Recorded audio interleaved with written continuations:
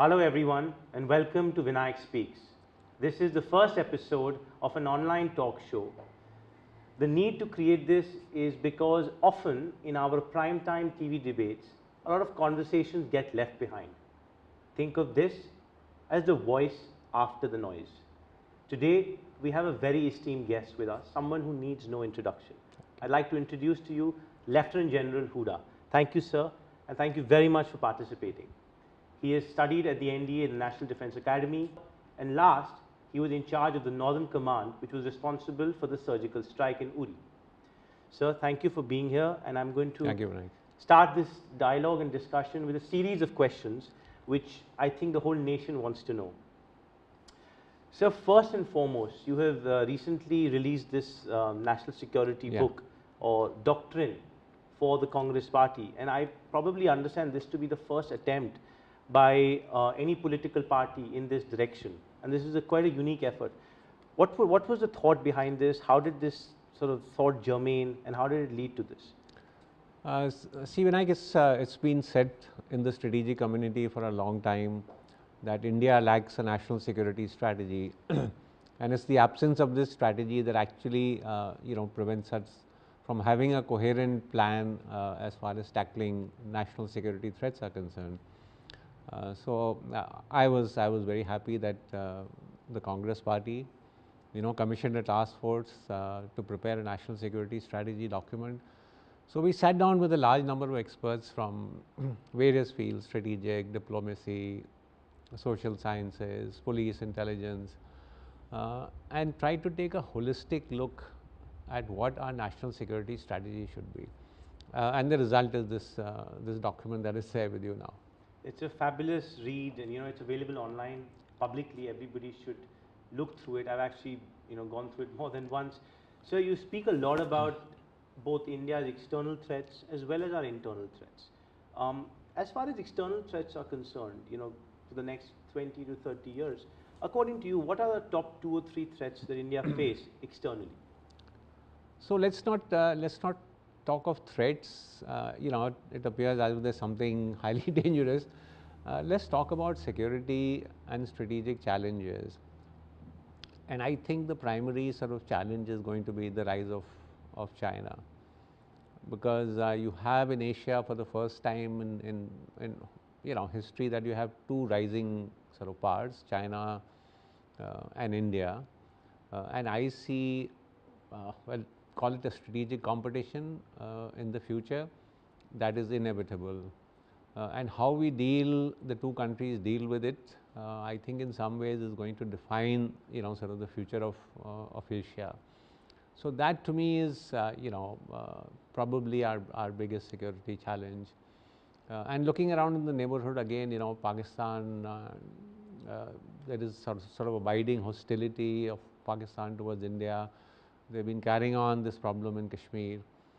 Again, the manner in which we are going to tackle it will not only sort of define our external relations, but also sort out a lot of the internal security problem in Kashmir. As far as you mentioned both China and Pakistan, I'd like to touch upon Pakistan a little bit more. It seems to me that the Pakistan doctrine or lack of a doctrine has been that we've been flip-flop. We go through from hugs to war, from war to mangoes, and there has been no consistent doctrine.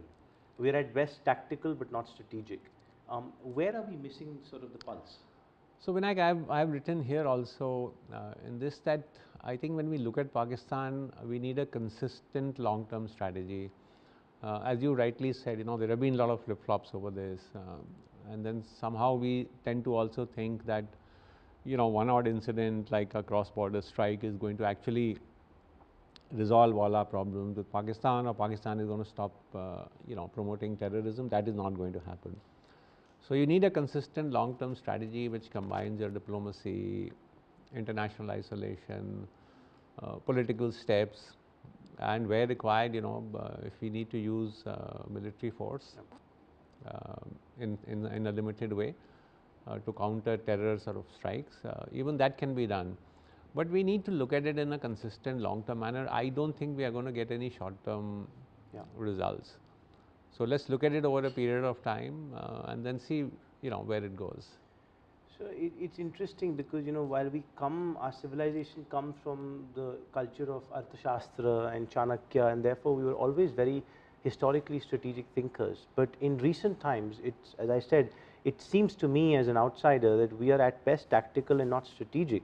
And you look at other countries, China is a good example. There are some others like Israel where they're strategic. Yeah. Why is it that we lack a strategic doctrine of any kind? I think somehow we haven't, sort of put our heads to it ever since independence.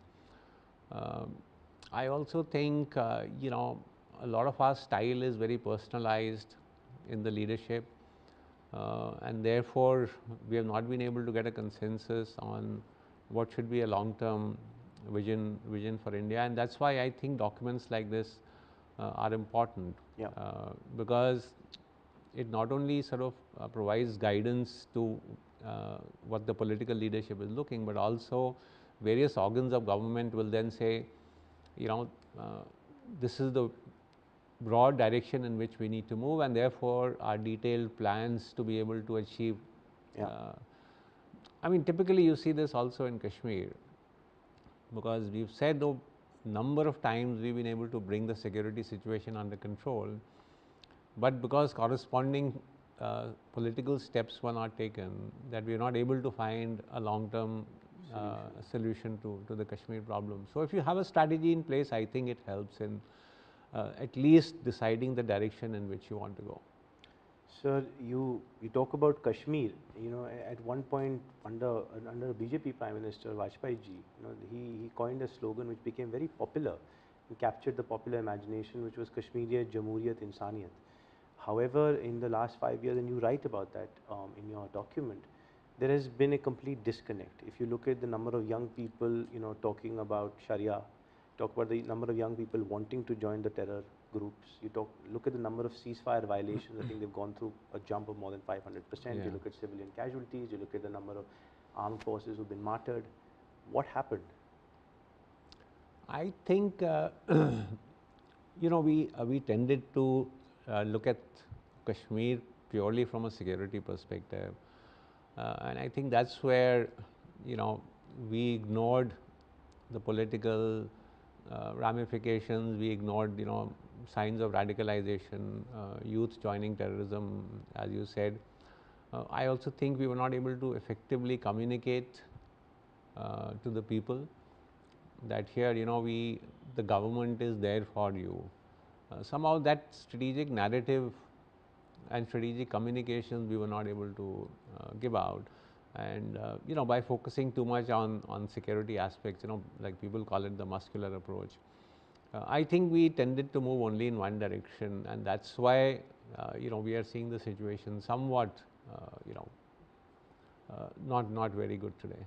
And so you're one of the few and one of the finest, not just security operators, but also thinkers, because a lot of people who've donned the uniform tend to think and preach a lot of hawkish strategies. You're one of the rare people who've been able to marry a hawkish approach, yes, but also a humane approach, where you talk about winning hearts and minds. You've served in Kashmir, you've served in Kargil, you've written a lot about this. There is a complete political vacuum in Kashmir right now. We don't even have a proper government at this point. Did we fail the people of Kashmir? Well, let's say it, the situation is not looking good. There is also not only the problem in Kashmir. You see what is happening in Jammu Kashmir today is you see a growing divide even between Jammu and Kashmir. Yeah. And therefore, certainly, when you look at the atmosphere and look at the people, alienation has certainly increased. There is much more anger on the streets among the youth. So there is a sense that we need an outreach program for the people. We need an intrastate dialogue where people can sit together. We need to strengthen civil society, and I think if we do all of that, it is only then that we are going to start looking at some ways to sort out the problem in Kashmir. So moving on from Kashmir and Pakistan, recently, and I think you've written and commented on this recently. Something which has again become very controversial, is the AFSPA. And political parties' manifestos have spoken about it, and opponents have sort of tried to criticize it. I'd like your view on this because you've been on the ground. So, Vinayak, my view, and again, you know, it's a personal view, because the army officially may have some view, but my personal view is that AFSPA requires a review, and I'm not saying that merely from the perspective of human rights, which obviously are important, but also from the perspective of the military itself. You see, after the 2016 Supreme Court judgment in the fake killing cases in Manipur, about 700 officers and men approached the Supreme Court saying that, you know, they feel that AFSPA is not giving them sufficient protection, or the rulings that were given in some sense diluted the protection provided by AFSPA. So, if it is a law which you know, is not liked by human rights activists and civil society activists, the army itself is feeling that AFSPA is not able to give them the kind of protection that they deserve. I think if you have such a law which is not helping anybody, it's time for it to be reviewed and look at both the aspects, the human rights aspect and also the genuine requirements of soldiers who are operating in the area. So, I think it's time for a review. Playing devil's advocate, sir, but wouldn't certain people argue that you're going to prevent security operations and harm security operations almost if you dilute or revise the AFSPA? So, you know, I think we need to use use the terms properly. So, I'm saying review it to strengthen human rights, review it to strengthen the hands of the forces, and there is no dichotomy, I think, between the two. Both can be done. You see, people have started instead of review, they are using terms like dilute it or remove it, which actually is not true. But I'm saying it's something that needs a review now. And you're saying it needs a review not just from a civil society human right point of view, but even from the army's point of view. Absolutely. Are there any specific areas of review or recommendations? See, what happened after the 2016 judgment, there were three things which the Supreme Court said.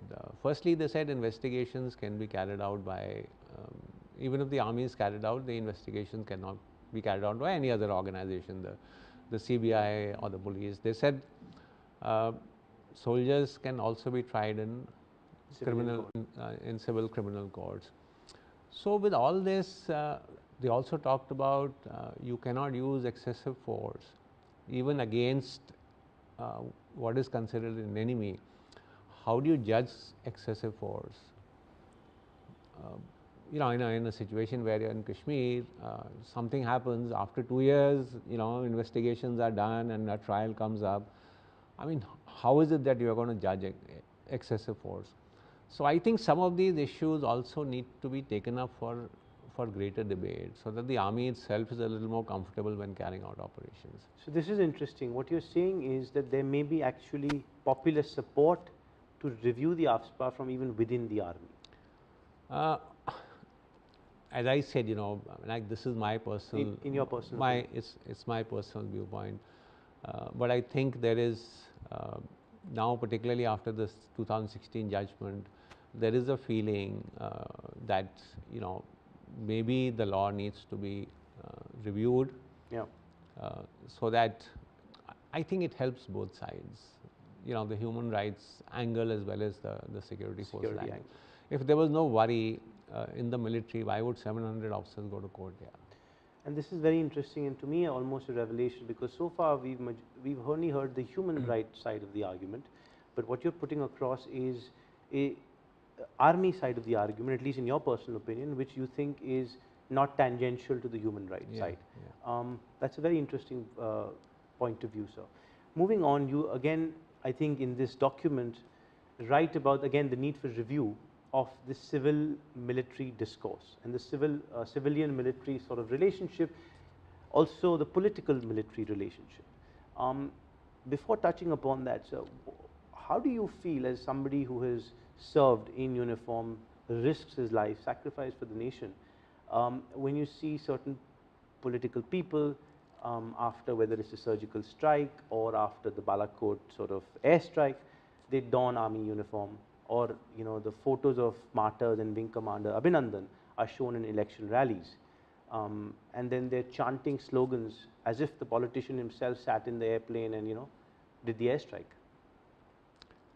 I think any wise person has taken this principled position that the army must be kept away from politics. Numerous people have spoken about it, numerous people have talked about it.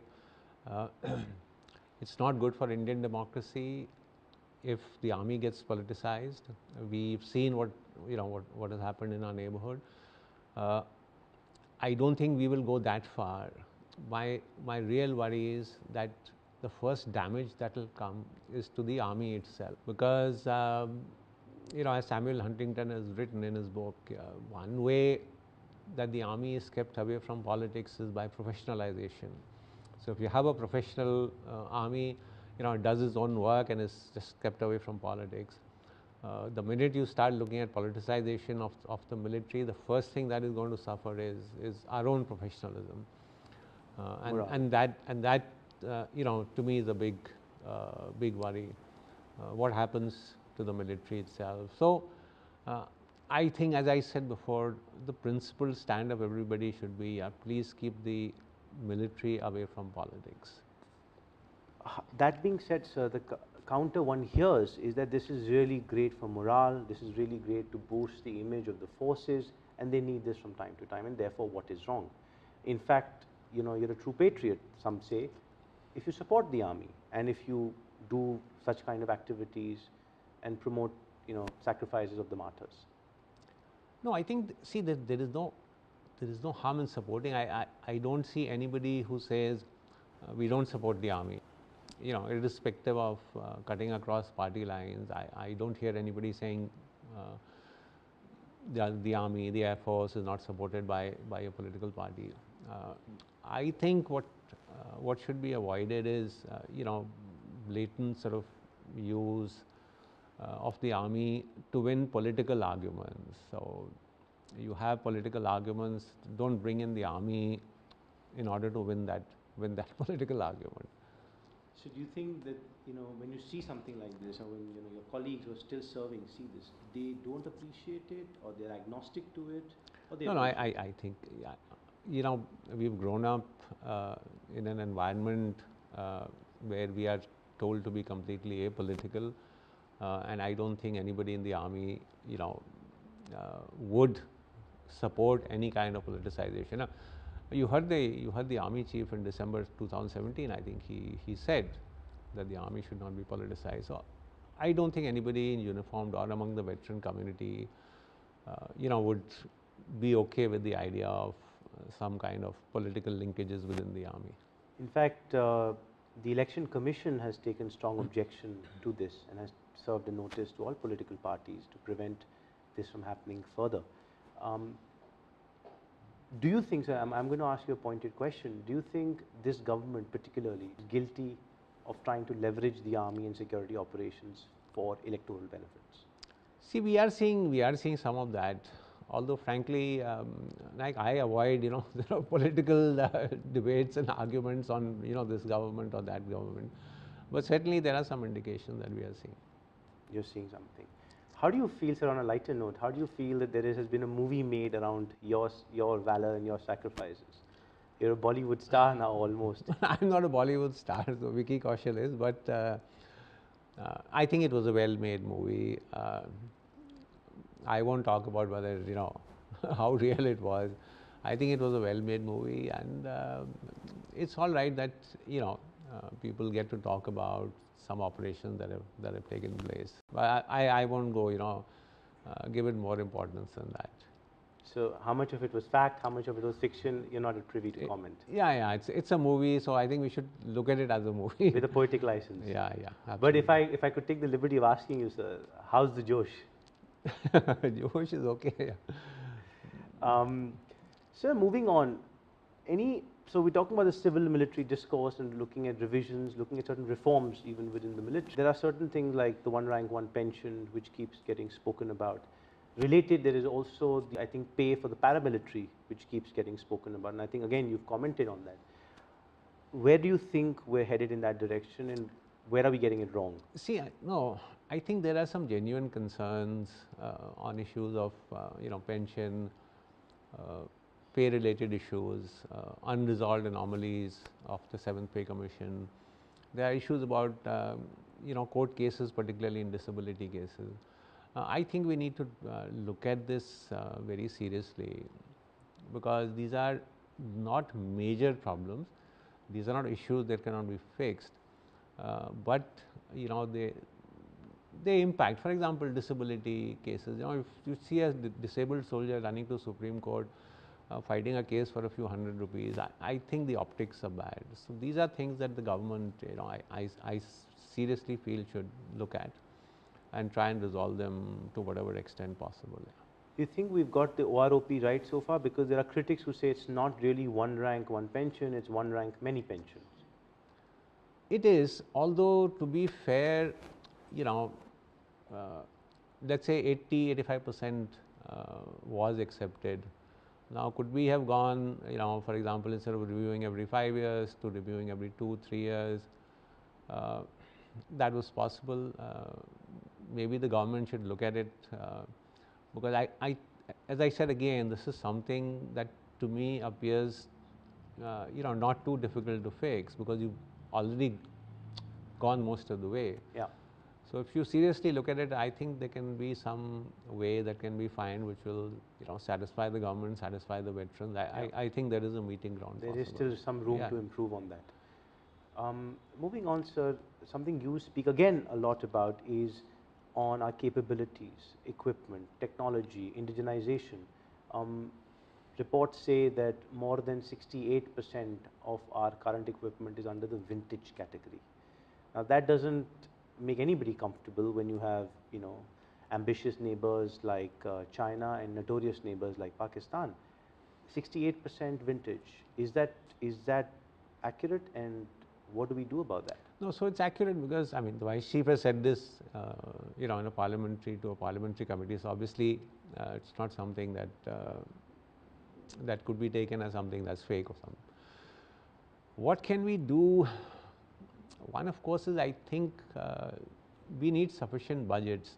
The budgetary allocation today is not enough for modernization, and particularly in the army, where almost 85% of the budget is actually going for revenue and not into capital. Yeah. So there is no way with this kind of budget you can actually carry out the modernization that you want. So one is that you need to enhance your budget. Also, which the army is now doing, and I think the services are doing, is to review our own force structures to see where some kind of savings are possible. Where there is wastage. Yeah. Well, savings are possible in the manpower component of the military, without sacrificing your capability.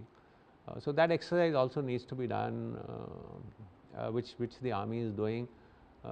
But again, the bottom line is the budget is insufficient for modernization. And again, there is some statistic to say that as a defense expenditure today as a percentage of GDP is at all-time low. Yeah, it is. So not only is the lion's share of the budget going towards non-capital expenditure, it's also as a total sum a very low number today. That's right. So both the pie size needs to increase and the composition of the pie also needs to change. Yeah, absolutely.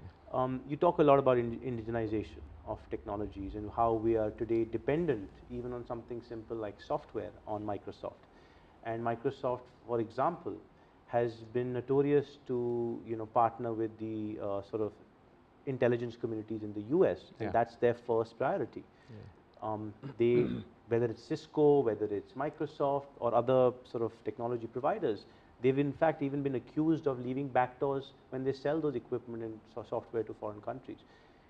You've tried to speak about indigenization even of software, like the BOSS initiative within the army. Where do you see that? Because what I see, and please correct me, what I see is a macro at best, a macro spray and pray approach, where you have some money, you give some to DRDO, you give some to DST, you give some to the Army Design Bureau, for example, and then you hope something happens.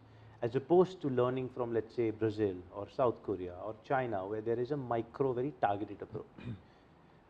What are your views? Can you see India building world-class product category, deep technology businesses out of India? And I'm talking about new businesses, new ventures, or what's sometimes called startups.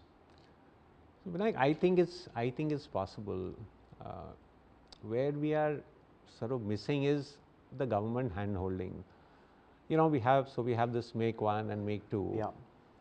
Make 2 is that, you know, the R&D costs are borne by the person who's the design and development costs are borne by the person who's manufacturing it, and then even after that he's not very sure whether he's going to get the order or not. Yeah.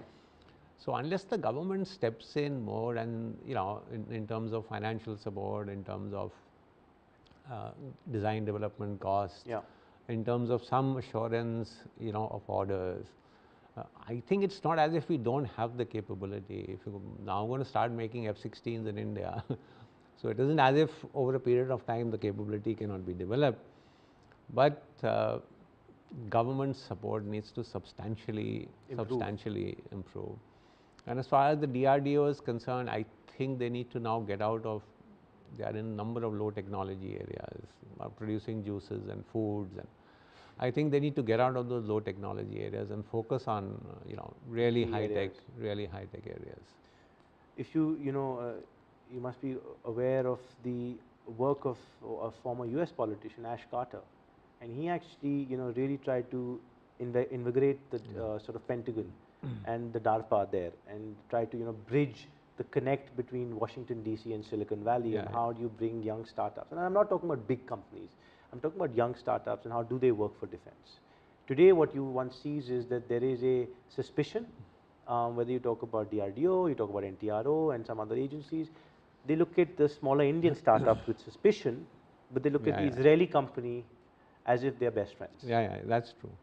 So that's where I think, greater interaction between the industry, the startups, the user, which is the military, the R&D, which is not only DRDO, but I think we should start engaging with, universities, even the R&D setup. Absolutely. That is there with a large number of companies. So that integration, needs to be done. And so I think you, again in this document, you say that there is too much emphasis and obsession on the offset side of things, and less on exactly what you're saying, that fund the design costs, fund the R&D costs, give the grants. What would be your 3 or 4, from a technology, high technology point of view, in defense subsystems specifically, your 4 or 5 areas that we should focus on and try and build Indian companies in those areas? So whether it's radar, sensors, software. So one of course is, our own software that we need. As you said, we are completely reliant on Microsoft, Cisco routers, etc. So we need our own sort of software systems for this. We are guns, for example, big artillery guns. Again, we are reliant on systems. Our air defense systems is something that we need, and of course our fighting vehicles, both in terms of APCs and tanks. So if these 3-4 core areas, we could start looking at building up our indigenous industry. Huge lot of imports that we are doing, that can get sorted out. Again, some numbers that were told to me that we procure radars, something as small as radar, certain kinds of radars, every year to the tune of thousands, and we are all buying it from foreign companies. While the technology capability exists in India today to build those radars. True. But we are not entertaining those Indian companies. True. So that's what I said. It's the government must have policies that encourage indigenous industry from coming up. So it's not as if talent is not available or it cannot be made available, but unless there is greater support by the government. So as I said, the Ministry of Defense must actually be the lead player and take ownership of indigenization. On the Ministry of Defense point, you mentioned in one of your interviews that the no more minister, ex-former minister, defense minister, the late Manohar Parrikar ji was keen on doing initiatives and innovation and new reforms, but he faced a lot of resistance from, let's say, the finance ministry, and he was not able to get work done because the finance ministry was just not playing ball. Well, in some cases we did see that, where procedures need to be fast tracked, and there you sometimes face bureaucratic hurdles of how can we change our procedures, how can we even give one-time sort of dispensations. You are aware, and it's not I'm saying that. I think it was the Minister of State for Defense who said each and every procurement is getting delayed. So procedures need to be fine-tuned, and I think also individuals in the chain who are responsible for clearance of cases, if there are delays there, I think we should hold them also accountable. Don't you think, in terms of an idea of a reform, that at least up to a certain quantum or budget, the MOD should be given a free hand, carte blanche check without any interference from the Ministry of Finance? Yeah, so they have. I think at each level, there is a devolution of financial powers of how much can be done. Whether some more needs to be done, I think that is something that the government can look at. There's a lot of talk and a lot of fascination with Israel, and it's become very fashionable these days. One is on their security operations, the other is on their covert abilities, which allegedly we lack, and third is on their high technology. Where can we learn from Israel, if at all anywhere? Because the one commonality one can argue Israel has with us is they have an interesting, for lack of a creative sort of word, or a difficult neighborhood. Yeah. India has a difficult neighborhood, Israel has a difficult neighborhood. What can we learn from them in A, the way they conduct their operations, B, their covert abilities globally, and C, their high technology? So I think as far as conduct of operations is concerned, and I've written about this, I think the conditions that they face and the sort of Israel-Palestine conflict, I think the nature of it is different from what we are facing in our internal security problems. So I think that is something that we need to do for ourselves. But certainly in areas of covert intelligence capability, and more so in terms of how they managed to use technology and create sort of niche sectors, particularly in defense technologies, it's something that we need to learn from them. Sir, a couple of more technical questions then before we move on to slightly the more socio-economic, political We're getting section. late also. What's 11:40. Okay. Then I'll skip some of the sections quickly. Couple of questions. You speak about nuclear and that India has a no first use policy. There have been those who've written now that India has actually is looking to review the no first use policy. Shiv Shankar Menon has also written about it. There are others from MIT, for example, who also written about it. What is India's stance on nuclear? Do we still have a no first use policy, or is that flexible? No, so we have officially we have a no first use policy. Does it now require some sort of debate?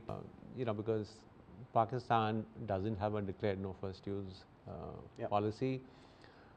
China has, but it's couched in very opaque terms. So is there a need to debate and discuss this? Whether it should be done, behind closed doors by the government, it's something for them to decide. But obviously, as time goes by, I think there is a need to sit back and review your various doctrines. You might still say, we stick by no first use, but I think some debate and some discussion should definitely take place on a time to time basis. Thank you. Last couple of questions, sir. One question that's on everybody's mind again is, when is General Hooda joining active politics? So right now, I have no plans, Vinayak, of joining active politics. But there is a possibility in the future. Well, as of now, I'm not thinking about it. So, what would be your message to the young India, those who are looking for a career in the forces, and just generally otherwise young people? We're a country primarily made up of young people today. Yeah, so actually they are the future of this country today, and they need to start looking, I think, at what are the challenges that they are going to face in future, and the challenges are many. Vinayak, you've seen it, particularly how do you skill yourself, how do you make yourself better. Very fast changing sort of environment that is going to come, particularly in terms of technology. How are you gearing yourself up to face up to this world? We have a very diverse country. We have different communities. Uh, we know social media is putting pressures. Uh, the kind of narratives that are building up. What is the future that you want for yourself? What kind of country do you want for yourself? I mean, these are major issues that the youngsters will have to confront. And they're also coping with a world because of social media where there is a complete death of nuance, where everything should be black and white. Yeah. You're a national and you're an anti-national. There is nothing in the gray anymore. Yeah. So that's what I said. These are issues that I think the youth need to take note of, to debate and see what kind of society you want to build for yourself. On that note, sir, this will be a wrap. Thank you so much. It was such a pleasure and an honor that you were able to take out time.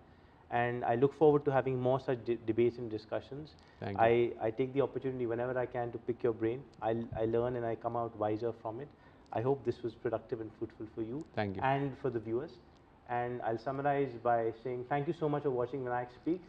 And because of the company, I'm compelled to say Jai Hind, sir. Thank you so much. Thank you.